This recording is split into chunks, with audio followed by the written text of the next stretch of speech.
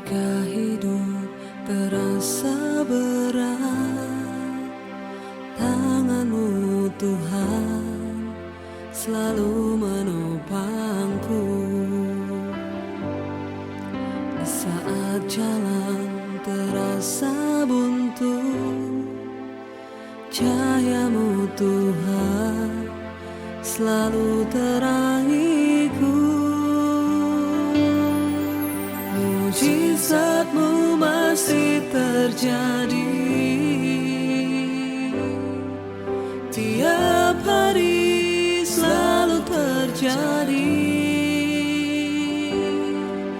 Mujizat-Mu masih terjadi setiap hari, selalu terjadi.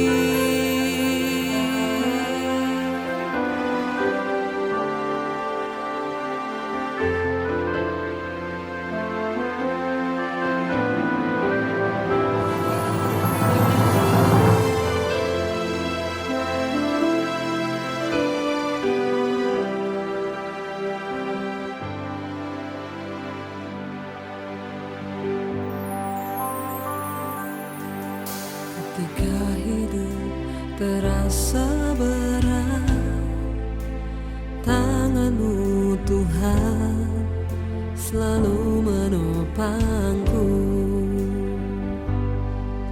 Di saat jalan terasa buntu, cahaya-Mu Tuhan selalu terangiku. Mujizat-Mu masih terjadi tiap hari, selalu terjadi. Mujizat-Mu masih terjadi setiap hari, selalu terjadi. Mujizat-Mu masih terjadi. Kami ada sampai hari ini, itu semua berkat kemurahan-Mu Tuhan. Tuhan, kalau sekarang kami ingin meninggikan nama-Mu Tuhan, kiranya apa yang kami lakukan ini berkenan di mata-Mu Tuhan.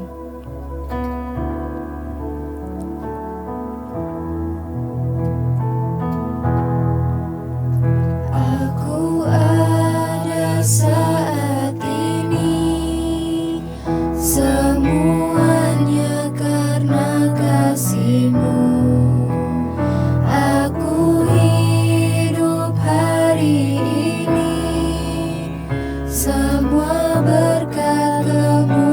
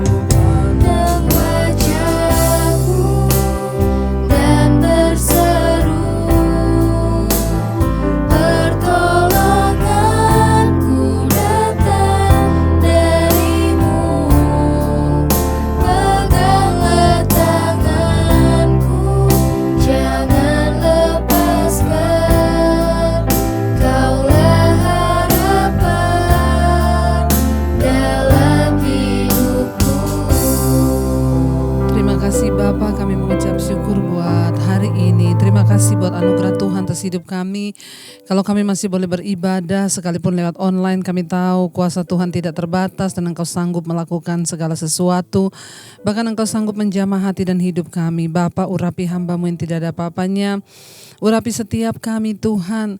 Kami mau sucikan dan kuduskan hati kami. Engkau jamah supaya kami membawa persembahan yang berkenan di mata Tuhan.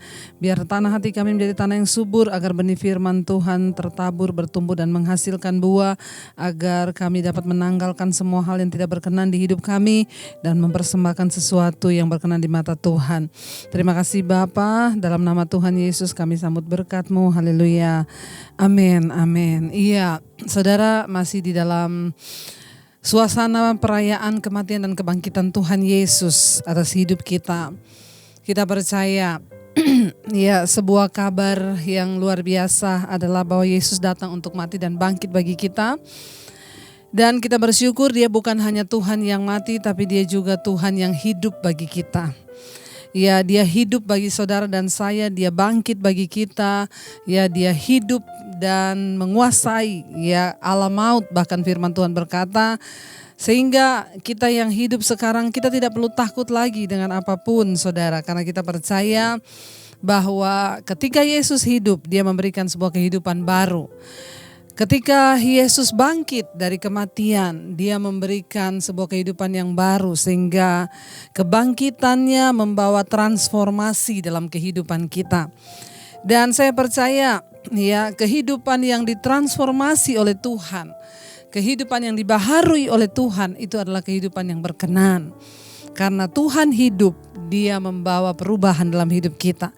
Baik, kita akan baca sama-sama firman Tuhan dari Roma pasal yang ke-6. Ayat yang pertama, firman Tuhan ini berkata begini, jika demikian, apakah yang hendak kita katakan? Bolehkah kita bertekun dalam dosa supaya semakin bertambah kasih karunia itu? Sekali-kali tidak. Bukankah kita telah mati bagi dosa? Bagaimanakah kita masih dapat hidup di dalamnya? Ayat 3, atau tidak tahukah kamu bahwa kita semua yang telah dibaptis dalam Kristus telah dibaptis dalam kematiannya? Ayat yang keempat, dengan demikian kita telah dikuburkan bersama-sama dengan Dia oleh baptisan dalam kematian, supaya sama seperti Kristus telah dibangkitkan dari antara orang mati oleh kemuliaan Bapa, demikian juga kita akan hidup di dalam hidup yang baru. Kebangkitan Kristus ya, karena Dia hidup dan bangkit, maka kita juga diberikan hidup yang baru. Hidup yang baru, hidup yang ditransformasi itu yang seperti apa saudara? Ada banyak orang berkata mengikuti Yesus, percaya kepada Kristus. Bahkan ada banyak orang yang sudah melayani Tuhan. Ya, tetapi kalau hidup kita belum diubahkan atau ditransformasi oleh Tuhan, maka ya kita termasuk dalam kategori atau golongan orang yang belum mengenal Tuhan. Makanya Yesus berkata, bukan setiap orang yang berseru padaku Tuhan, Tuhan yang akan masuk dalam kerajaan sorga, tapi mereka yang melakukan kehendak Bapa. Kalau kita hanya sampai di kategori orang yang berseru-seru, ayat ini ditujukan bagi orang Kristen yang berseru-seru kepada Yesus dan mengakui Dia Tuhan. Tapi kalau hidup kita tidak diubahkan, kalau hidup kita tidak ditransformasi oleh Tuhan, maka kita tidak akan mendapatkan jaminan untuk masuk dalam kerajaan sorga. Yesus hidup ya, dan Dia memberikan sebuah jaminan bagi kita hidup yang baru. Ayat 4 berkata, dengan demikian kita telah dikuburkan bersama-sama dengan Dia oleh baptisan dalam kematian, supaya sama seperti Kristus telah dibangkitkan dari antara orang mati oleh kemuliaan Bapa, demikian juga kita akan hidup dalam hidup yang baru. Saudara, kita ingat Yesus pernah berkata kepada Nikodemus, tidak ada seorang pun akan melihat kerajaan Allah kalau dia tidak dilahirkan kembali.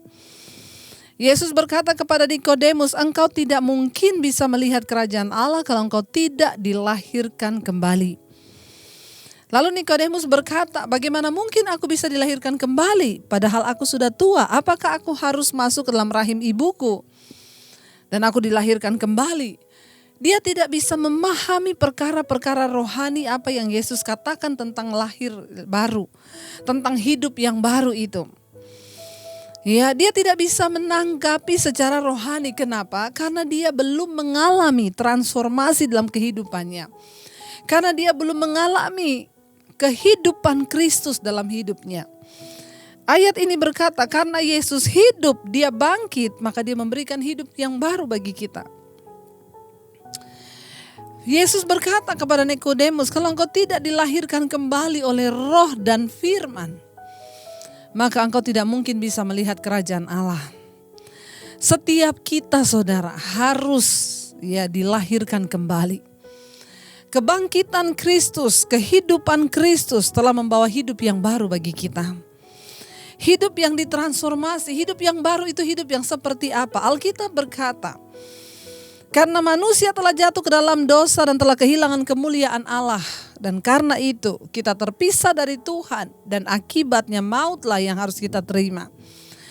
Tetapi karena begitu besar kasih Allah akan dunia ini sehingga ia memberikan anaknya yang tunggal supaya barang siapa percaya pada dia tidak binasa, melainkan kita beroleh hidup yang kekal.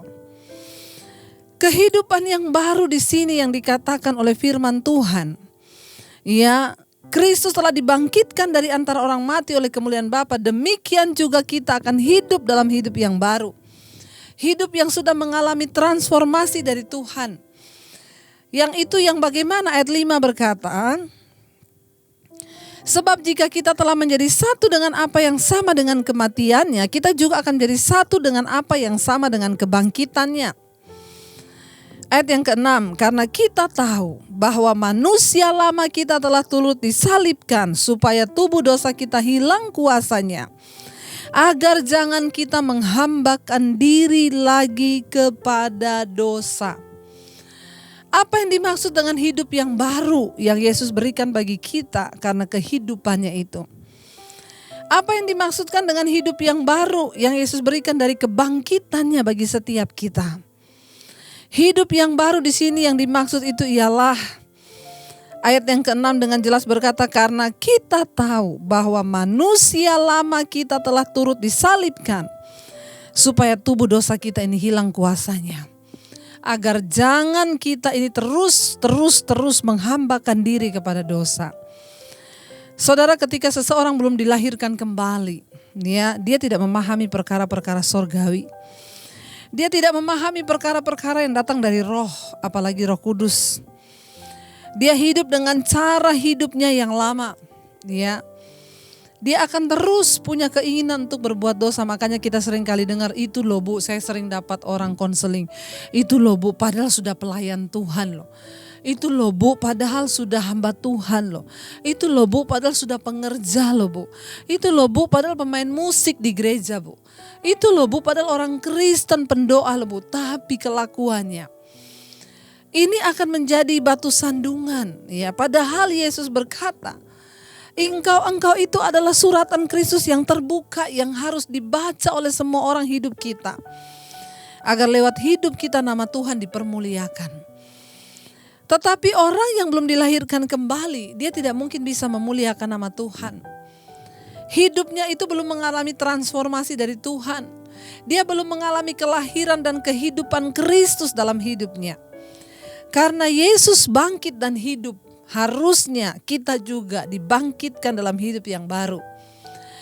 Sehingga ayat ini berkata, manusia lama kita ini telah turut disalibkan. Seorang yang mengalami perjumpaan pribadi dengan Tuhan, dia tahu banget apa artinya disalibkan.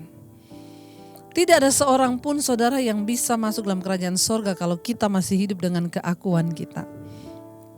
Kita harus mati terhadap diri sendiri. Kita harus mati terhadap keakuan kita. Dan yang namanya ketika diproses oleh Tuhan mematikan keakuan kita itu tidak mudah. Saya ini dulu sebelum bertobat orang yang sombong, orang yang angkuh, orang yang keras.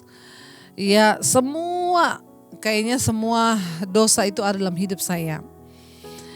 Dan ketika saya menerima Yesus sebagai Tuhan dan Juru Selamat, saya mulai membaca firman Tuhan. Dan firman Tuhan itu mulai mentransformasi hidup saya. Kenapa saudara? Karena firman Tuhan ini adalah isi hati Tuhan. Firman Tuhan inilah yang dapat memberikan kehidupan yang baru bagi kita.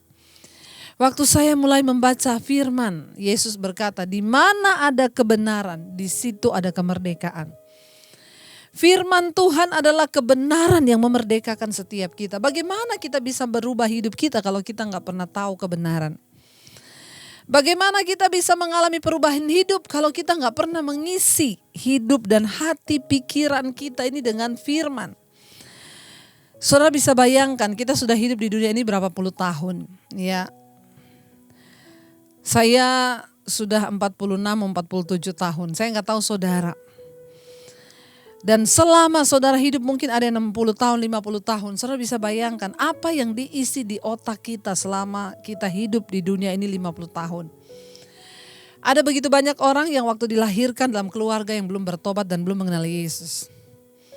Saudara bisa bayangkan apa yang mengisi pikiran kita, doktrin yang kita terima dari orang tua. Perkataan yang kita terima dari orang tua, pengajaran-pengajaran mereka, dan kebanyakan yang kita terima itu bukanlah kebenaran, bukan firman Tuhan. Jadi saudara, itu semua yang membentuk hidup kita. Itu semua yang menggerakkan kita. Belum lagi berbicara tentang kejatuhan kita dalam dosa. Alkitab berkata, semua manusia telah berdosa dan kehilangan kemuliaan Allah. Bahkan sejak di dalam kandungan ibu kita sudah dikandung di dalam dosa. Saudara mengerti kenapa kita harus dilahirkan kembali? Kenapa kita harus hidup dalam hidup yang baru? Ya, karena Yesus mau datang bagi saudara dan saya. Dia mati, bahkan bukan hanya mati, dia bangkit dan hidup bagi kita. Makanya kita bisa mengalami kehidupan yang baru. Tidak ada saudara, tidak ada hal lain yang Yesus inginkan dari hidup kita selain kita hidup dalam hidup yang baru, yaitu hidup yang diubahkan. Hidup yang sudah dibebaskan dari dosa. Dikatakan kita tahu bahwa manusia lama kita telah turut disalibkan supaya tubuh dosa kita hilang kuasanya. Agar jangan kita menghambakan diri lagi kepada dosa. Ya, kalau di sini dikatakan tubuh dosa kita hilang kuasanya, berarti masih ada dosa nggak dalam tubuh kita? Masih. Karena firman Tuhan berkata kalau ada orang berkata dia tidak berdosa, maka dia menjadikan Tuhan itu pendusta. Kita semua berdosa. Tapi orang yang sudah mengalami transformasi kehidupan dari hidup Kristus itu, Alkitab berkata, dosa tidak lagi berkuasa atas hidup kita. Dosa kehilangan kuasa dalam hidup kita sehingga kita ini dimerdekakan. Orang yang terikat dengan kenajisan dimerdekakan, yang terikat dengan percabulan dimerdekakan, yang terikat dengan amarah dimerdekakan, yang terikat dengan kepahitan dimerdekakan, yang terikat dengan kekecewaan dimerdekakan. Waktu kita mau menerima firman kebenaran itu dan hidup Kristus itu dalam hidup kita. Saya bersyukur saudara, ada begitu banyak orang yang WA kepada saya dan mereka bersaksi. Ya ibu, setelah kami mendengarkan khotbah-khotbah ibu sampaikan, kami mengerti tentang kebenaran. Kami baru mengerti bagaimana menjadi Kristen yang benar. Kami baru mengerti bagaimana memiliki kehidupan yang baru dalam Kristus. Selama ini kami tidak tahu. Kami Kristen bu, tapi tubuh dosa kami begitu menguasai kami. Bahkan kalau marah bu, kami nggak tahu. Kami mengeluarkan kata-kata kotor dari mulut. Kami memaki, kami mensumpah serapah. Tapi ketika kami mulai mendengar kebenaran, ketika kami membuka hati kami mengerti benar ternyata Yesus mati dan hidup. Supaya dia memberikan hidup yang baru bagi kita bu. Ya bahkan saya sempat ketemu dengan seseorang, dia berkata, saya ini ya dari dulu majelis di gereja bu. Saya tidak mengerti tentang bagaimana menjadi Kristen yang benar. Tapi ketika saya mulai mendengarkan firman-firman yang ibu sampaikan, dia bilang, saya mulai berubah.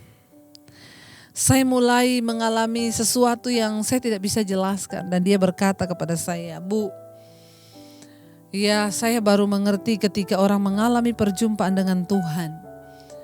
Dia bilang semua keindahan dunia itu sirna. Dan saya hanya merasakan indahnya bersama dengan Tuhan dan berada dekat dengan Tuhan. Semua bu, keindahan dunia yang selama ini saya pikir itu indah tergantikan dengan hadirat Tuhan. Tergantikan dengan kuasa Tuhan, dengan firman, dengan kebenaran. Dan saya semakin mencintai Tuhan. Yang saya ingin lakukan hari-hari ini hanyalah mendekatkan diri dengan Tuhan, hanyalah membangun hubungan yang intim dengan Tuhan. Wow. Saya bilang ya, ibu sedang mengalami transformasi hidup dari Tuhan. Saudara, ketika kita sungguh-sungguh dipulihkan hidup kita, diubahkan hidup kita, ya kita baru akan melihat ya Tuhan menyatakan berkat-berkat-Nya. Ya, hidup yang baru, berkat yang baru. Karena saya percaya sekali perubahan hidup itu akan mengikuti perubahan karakter. Waktu karakter kita diubahkan, ditransformasi oleh Tuhan, maka kita akan melihat saudara, perubahan hidup, perubahan nasib itu juga terjadi. Saya bahkan mendengar kesaksian dari seorang ibu yang berkata, Bu, saya setelah mendengarkan khotbah ibu, saya baru mengerti kebenaran selama ini, Bu. Saya membalas suami saya dengan kejahatan sehingga ketika dia marah saya juga ya ikut marah. Kami tidak pernah ada kedamaian di rumah. Selalu yang ada pertengkaran. Tapi ketika masa pandemi ini saya menemukan khotbah-khotbah ibu, dia bilang, saya baru belajar menjadi istri yang menjadi penolong bagi suami. Saya mulai mengerti firman Tuhan berkata, hai istri-istri, jika ada di antara suamimu yang belum bertobat dan mengenal kebenaran, maka istri harus berdoa dan memenangkan suaminya tanpa perkataan, hanya dengan perbuatan. Supaya suaminya melihat betapa murni dan saleh hidup istrinya itu dan dia bisa datang pada Tuhan. Dan ibu ini berkata, ketika saya membaca firman itu, Bu, firman itu mentransformasi hidup saya. Saya mulai coba berubah. Saya berubah bagi diri saya, Bu. Yang saya lakukan hanya saya mencoba melakukan firman. Saudara, kekristenan itu bukan soal berapa hebat karunia yang kita punya, bukan soal berapa hebat suaramu, bukan soal berapa hebat khotbah saya, bukan soal berapa hebat karunia-karunia atau jabatan yang kau miliki, mungkin gembala, mungkin pengerja atau apapun lah. Bukan soal itu, tetapi kekristenan goalnya itu adalah berapa banyak firman yang kita terus berusaha untuk hidupi dan lakukan. Seorang hamba Tuhan dari desa WA kepada saya, dia bilang, ibu, saya sering nonton khotbah ibu di YouTube. Saya pengen bisa berkhotbah seperti ibu. Ibu tolong kasih saya tips untuk saya bisa berkhotbah seperti ibu. Saya cuma bilang sama dia, satu aja, belajar untuk mengkhotbahkan apa yang Anda hidupi dan menghidupi apa yang Anda khotbahkan. Saudara, ketika kita berusaha melakukan firman, ibu itu berkata, waktu saya mulai belajar melakukan firman itu, hai istri, menangkanlah suamimu tanpa perkataan tapi hanya dengan perbuatan. Hidup saya mulai berubah, Bu. Dan bukan hanya itu. Ketika firman mentransformasi hidup saya, dia bilang, ternyata suami pun mulai berubah. Karena dia melihat perubahan hidup saya. Saudara, sebenarnya kuncinya cuma satu. Kalau engkau ingin melihat rumah tanggamu dipulihkan, anak-anakmu dipulihkan, nasibmu dipulihkan, keuanganmu dipulihkan, maka engkau harus hidup dalam hidup yang baru. Minta pada Tuhan, Tuhan, aku mau ditransformasi hidupku karena Yesus hidup dan bangkit. Dan Yesus memberikan hidup yang baru itu bagi kami. Ketika ibu itu coba berubah, dia hanya melakukan firman. Dia gak melakukan apa-apa yang lain. Dia cuma mencoba melakukan firman. Dan saudara percaya gak, firman itu berkuasa. Apa yang Yesus sampaikan itu berkuasa. Dan ketika dia berubah, suaminya berubah. Rumah tangga mereka dipulihkan. Ya, dan mereka mengalami kebahagiaan dalam hidup mereka. Saudara, ayat ini berkata, Karena kita tahu bahwa manusia lama kita telah terus disalibkan, dan supaya tubuh dosa kita ini hilang kuasanya.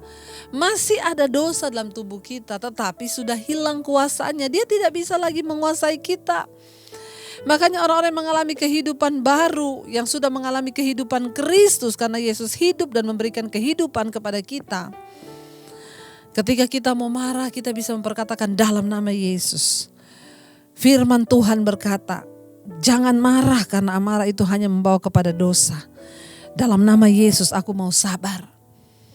Ketika kita memperkatakan, lalu kita mulai berusaha melakukan firman, maka hidup kita akan berubah. Tidak ada cara lain saudara untuk engkau mengalami perubahan selain engkau berusaha untuk melakukan firman Tuhan. Dan Tuhan akan mengurapi dan memampukan orang yang mau. Karena kemampuan itu adalah bagian Allah dalam diri kita. Firman Tuhan berkata, sebab apa yang tidak dapat engkau lakukan, karena keterbatasanmu sebagai manusia, itu akan dilakukan oleh Allah dalam dirimu. Tapi Tuhan memampukan orang yang mau. Kalau orang gak mau, Tuhan gak pernah paksa. Tapi ketika kita mau, maka Tuhan akan memampukan kita saudara. Tidak ada seorang pun dari kita yang kuat untuk melakukannya. Hanya ketika kita mau dan kita menyerahkan seluruh hidup kita pada Tuhan, maka Tuhanlah yang akan memimpin kita. Ayat 6 tadi berkata, supaya tubuh dosa kita hilang kuasanya, agar jangan kita ini menghambakan diri lagi kepada dosa. Ayat 7, sebab siapa yang telah mati, ia telah bebas dari dosa. Ayat 8, jadi jika kita telah mati dengan Kristus, kita percaya bahwa kita juga akan hidup dengan Dia. Karena Yesus hidup, kita juga hidup dengan Dia. Di dalam hidup yang baru yang ditransformasi. Saudara, semua hanya tergantung dari respon kita. Hari-hari ini Tuhan tidak mencari orang-orang yang hebat. Hari-hari ini Tuhan mencari orang yang mau berubah. Hari-hari ini Tuhan mencari orang-orang yang mau berkata, Tuhan ini hidupku, ini aku Tuhan. Pakai hidupku Tuhan. Berikan hidupmu kepada hidupku supaya hidupku dibaharui, ditransformasi, dan aku juga akan menjadi agent. Aku akan menjadi alat yang akan membawa transformasi itu kepada hidup orang lain. Karena hidup Kristus ada dalam hidup kami. Makanya Rasul Paulus bisa berkata, aku hidup tapi bukan aku lagi yang hidup, Kristus yang hidup dalamku. Kita percaya saudara, ketika Yesus sudah mati memberikan nyawanya, itu artinya Dia memberikan segala-galanya. Biarlah kita mau terus diubahkan oleh Tuhan. Kuncinya hanya ketika kita mau. Biar kita mau berkata hari ini, Tuhan, kami telah mati dan kami mau hidup dalam hidup yang baru bersama dengan Engkau. Mampukan kami Tuhan. Terima kasih Bapa. Kami bersyukur karena Engkau mati dan Engkau bangkit dan Engkau hidup bagi kami. Karena itu kami memiliki hidup yang baru. Kami mau berubah. Kami mau dipulihkan Tuhan. Kami mau menjadi suratan Kristus yang terbuka yang dapat dibaca oleh semua orang. Karena itu di hadapan Tuhan hari ini, ingin sekali lagi saudara, mari angkat tanganmu pada terima kasih atas kehidupan Kristus yang diberikan buat kami. Karena Engkau bangkit dan hidup, karena itu Engkau memberikan hidup yang baru bagi kami. Kami mau diubahkan Tuhan. Kami mau hidup Kristus itu ada dalam hidup kami. Ubahkan setiap kami. Kami mau mati dan tinggalkan cara hidup kami yang lama. Supaya kami bangkit dalam hidup yang baru bersama dengan Kristus. Meninggalkan segala dosa. Dilepaskan dari segala keterikatan. Itulah yang menyenangkan hati Tuhan. Sebab Engkau berkata, bukan setiap orang yang berseru padaku Tuhan, Tuhan yang akan masuk dalam kerajaan sorga, hanya mereka yang melakukan kehendak-Mu Bapa. Engkau mengurapi setiap umat-Mu, jemaat-Mu yang mendengarkan firman Tuhan ini. Lawat hidup mereka Tuhan, untuk mereka juga boleh menjadi berkat bagi banyak orang. Terima kasih Tuhan, Kami percaya ketika kami mau, Tuhan memampukan kami. Roh, jiwa, dan tubuh kami serahkan dalam tangan kasih kuasa-Mu Bapa. Pimpin kami dalam segala jalan-jalan-Mu. Tuhan berkati setiap anak-anak-Mu hari ini yang terus setia mengikut Engkau. Kami percaya satu saat kami akan melihat pelangi kasih-Mu terbit dalam kehidupan kami, memulihkan, mengubahkan. Terima kasih Bapa. Berkati setiap mereka yang mengikuti ibadah pada siang hari ini. Jamah hati, jamah hidup. Berikan kekuatan yang baru untuk kami boleh terus bertahan dalam mengikut Tuhan. Tidak akan menyangkal Engkau Tuhan di atas segala Tuhan dan Juru Selamat. Biarlah yang sakit disembuhkan pada siang hari ini. Jamah Bapa di dalam nama Tuhan Yesus. Yang berbeban berat Engkau berikan kelegaan. Yang bergumul untuk usaha, hutang piutang, Tuhan Engkau jawaban. Kami mau terus berharap kepada Tuhan, sebab Engkaulah sumber pengharapan di hidup kami. Kami juga melepaskan berkat buat bangsa kami Indonesia. Shalom Indonesia, damai sejahtera Tuhan turun bagi Indonesia. Berkati Bapak Presiden Jokowi dan wakilnya dan seluruh jajaran kabinet yang ada. Berkati TNI Polri, kedamaian di atas bangsa kami Tuhan, kebenaran di atas bangsa ini.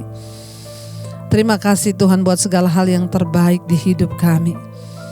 Kami mau membuka hati dan tangan kami untuk menerima berkat-Mu. Diberkatilah Engkau dalam kehidupan-Mu, diberkati rumah tangga-Mu, diberkati pekerjaan-Mu, diberkati keuangan-Mu, diberkati kesehatan-Mu, dan Engkau akan menjadi berkat bagi banyak orang. Terimalah kiranya berkat dari Allah Bapa, cinta kasih Tuhan Yesus Kristus, penyertaan Allah Roh Kudus menyertai hidupmu mulai dari hari ini. Bahkan sampai kali yang kedua Tuhan Yesus datang menjemput kita, nama-Mu tercatat di dalam kitab kehidupan. Dalam nama Tuhan Yesus yang percaya diberkati, katakan bersama, amin, amin, amin. Tuhan Yesus memberkati saudara, tetaplah setia dan shalom.